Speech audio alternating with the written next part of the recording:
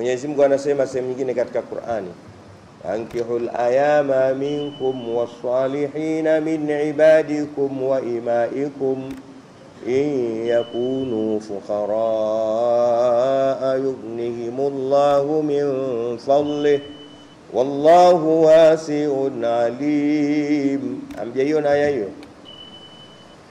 Wa ankihul ayama minkum, Mungu anasema kwa amri, by order, waozesheni wasiokuwa na wake miongoni mwenu. Fanyeni kila kinachowezekana, mtu ana mke muozesheni kwa utaratibu mtakaojipangia, kani misikitini, mitaani au miongoni mwa mambo ya kufanya, hakikisheni watu wawe na wake. Basi hata wafanyakazi wenu na watumwa wenu wa kike na wa kiume na wajakazi waliokuwa wema, hakikisheni nao mmewaozesha. Mungu anajibu swali la atakayeuliza sasa hawana kitu.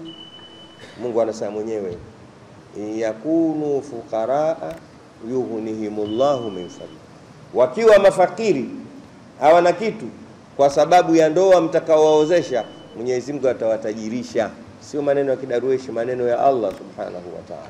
Nyinyi mnatafuta siri ya kupata mapesa, siri ya kupata mapesa na utajiri ni hiyo. Maneno aliyosema nani? Mwenyezi Mungu khaliqul kauni wal bashar, aloumba ulimwengu na sisi.